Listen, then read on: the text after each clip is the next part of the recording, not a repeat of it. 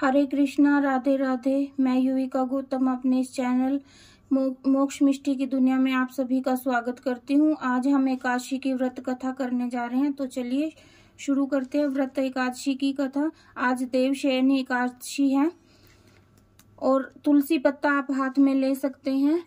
इस कथा को सुनने से पहले तुलसी पत्ता ले सकते हैं, काले तिल ले सकते हैं। तो चलिए शुरू करते हैं। देवशयनी एकादशी।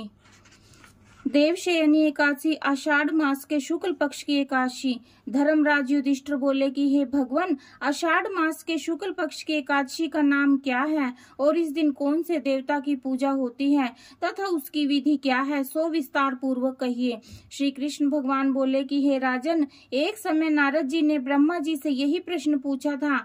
तब ब्रह्मा जी बोले कि नारद, तुमने कलयुग जीवों के उद्धार के लिए सबसे उत्तम प्रश्न किया है, क्योंकि एकादशी का व्रत सब व्रतों में श्रेष्ठ है। इसके व्रत से समस्त पाप नष्ट हो जाते हैं। इस एकादशी का नाम पद्मा है। इसके व्रत करने से विष्णु भगवान प्रसन्न होते हैं। मैं एक पौराणिक कथा कहता हूँ, ध्यान पूर्वक सुनो। सूर्यवंशी मानधाता नाम का एक राजा था। वह सत्यवादी, महान प्रतापी और चक्रवर्ती था। वह अपनी प्रजा का पुत्र की तरह पालन करता था। इसकी समस्त प्रजा धन धान्य से परिपूर्ण थी और सदैव सुख पूर्वक रहती थी। उसके राज्य में कभी अकाल नहीं पड़ता था। एक समय राजा के राज्य में अकाल पड़ गया और प्रजा अन्न की कमी के कारण अत्यंत दुखी रहने लगी।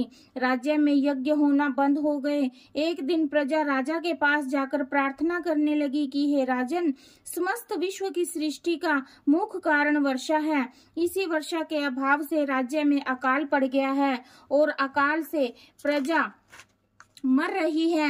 हे राजन, आप कोई ऐसा उपाय बतलाइए जिससे हम लोगों का दुख दूर हो। इस पर राजा मानधाता बोला कि आप लोग ठीक कह रहे हैं, वर्षा के न होने से आप लोग बहुत दुखी हैं। राजा के पापों के कारण ही प्रजा को दुख भोगना पड़ता है। मैं बहुत सोच विचार कर रहा हूँ, फिर भी मुझे अपना कोई दोष नहीं दिखलाई दे रहा। आप लोगों के दुख को दूर करने के लिए मैं बहुत प्रयत्न कर रहा हूँ। ऐसा कहकर राजा मानधाता भगवान की पूजा कर कुछ मुख्य व्यक्तियों को साथ लेकर वन को चल दिया। वहां वह ऋषियों के आश्रम में घूमते घूमते अंत में ब्रह्मा के पुत्र अंगिरा ऋषि के आश्रम में पहुंचा। उस स्थान पर रथ से उतरा और आश्रम में आया। वहां मुनि अभी नित्य क्रम से निर्वित हुए थे कि राजा ने उनके सम्मुख प्रणाम किया और मुनि ने उनको आशीर्वाद दिया। फिर राजा से बोले कि हे राजन, आप इस स्थान पर कैसे पधारे हैं, सो कहिए। राजा बोला कि हे महर्षि, मेरे राज्य में 3 वर्ष से वर्षा नहीं हो रही है। इससे अकाल पड़ गया है और प्रजा दुख भोग रही है। राजा के पापों के प्रभाव से ही प्रजा को कष्ट मिलता है, ऐसा शास्त्रों में लिखा है। मैं धर्मानुसार राज्य करता हूँ, फिर यह अकाल कैसे पड़ गया है, इसका मुझे अभी तक पता न लग सका।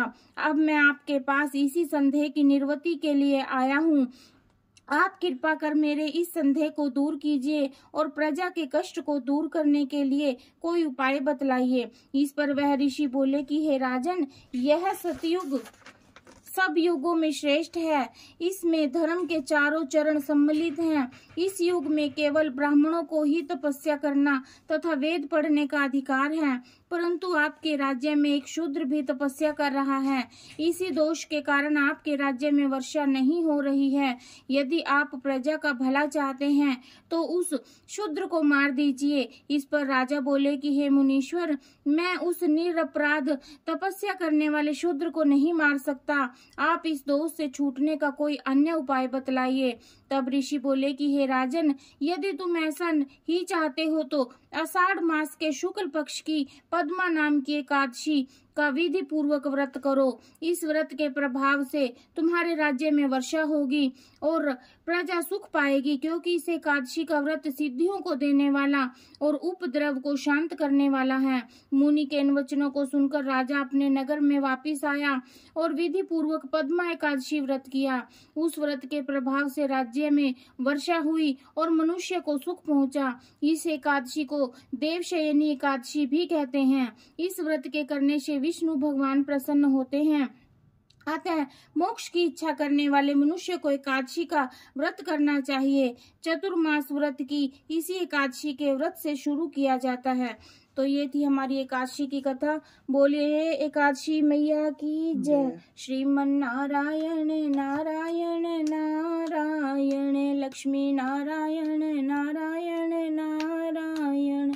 तो ये थी एकादशी की कथा। जो आपने तुलसी पत्ता लिया है वो आप विष्णु जी के चरणों में अर्पित कर सकते हैं। और अगर आपको मेरी ये वीडियो अच्छी लगी हो तो प्लीज इस वीडियो को लाइक करें, चैनल को सब्सक्राइब करें। मिलते हैं एक नई वीडियो के साथ, और इस वीडियो को शेयर भी जरूर करना है। तो ये थी एकादशी की कथा। हरे कृष्णा, हरि बोल।